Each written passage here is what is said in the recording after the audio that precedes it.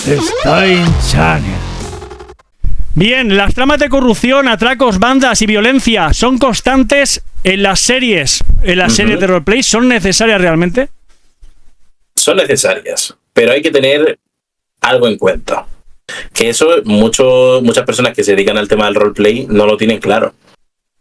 Es que como puedes ganar, también puedes perder. ¿Qué pasa? Que en el lado de la policía o en el lado de en este caso los delincuentes, esos dos bandos sí o sí quieren ganar. Entonces, ¿qué pasa? Que cuando la policía pilla al delincuente, se enfada, se pican. No, es que habéis hecho algo ilegalísimo, algo tal, fuera de rol, ni sé qué, tal, y empiezan a discutir. O cuando es al revés. Entonces, hay que tener en cuenta que es como la vida normal, o sea, como la vida real, y que puedes perder o ganar. O sea, te puede pillar la policía y tienes que acatar las órdenes, o puedes al final llevarte todo el botín que hayas conseguido y pegarte disparos y que la policía te tenga un respeto porque dicen, coño, este delincuente tal, ni sé qué, tal. Hay que tener en cuenta que se puede perder. Y que si pierdes, te jodiste. Y ya está, no pasa nada. Otro rol. Lo que pasa que, claro, el tema de, como dices, no son necesarios, pero quizás en muchos casos repetitivo, ¿no? Depende de cómo se monte. Claro. Depende también de quién lo ejecute, ¿no? La Totalmente. perra. La África te está haciendo cosas, ¿no? ¿Era África o cómo era? No, ese es el teléfono. ¿Pero la perra era África o cómo se llama? Sí, se llama África. Vaya, nombre más bonito. Sí, señor.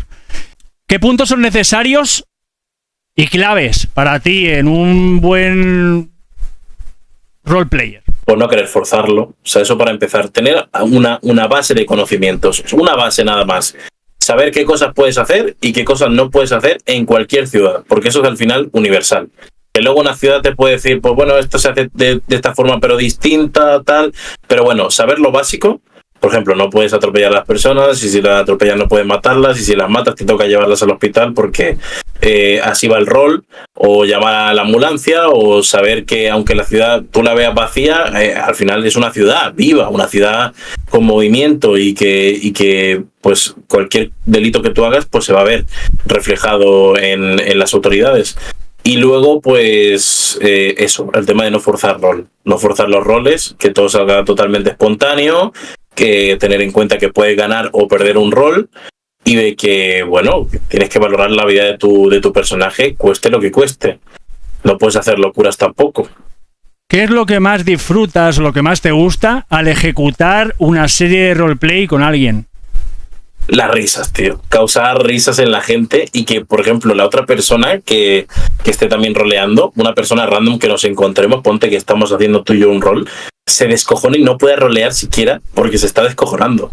Porque no puede, porque se descojona, porque es tanta la gracia que le causa y lo ameno que es la comunicación y lo buena que es la interacción, que al final es imposible que siga roleando porque se está descojonando.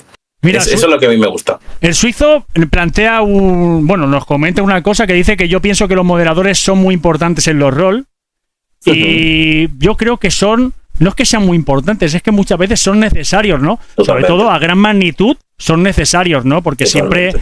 Siempre, ya lo sabes tú, cuando estás en directo te puede entrar todo tipo de personas, ¿no? Te pueden entrar personas que les interese el tema, te pueden entrar, como tú bien sabes, hackers a dar por culo con te sigo, que son bots, y te puede entrar, por lo típico, ¿no? Que es lo que nos interesa a todos, personas maravillosas y que les guste y que sean afines a todo lo que estamos creando, ¿no? Totalmente. Correcto, tanto bien como para mal. Te puede entrar de todo en esta vida, ¿no? Eso es indispensable. Un buen equipo de staff dentro de un servidor es importantísimo, siempre.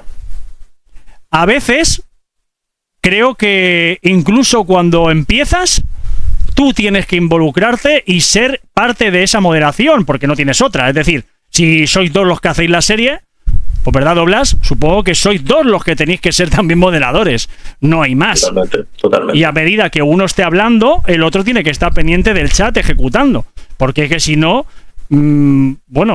pasan cosas, ¿no? Correcto. Totalmente.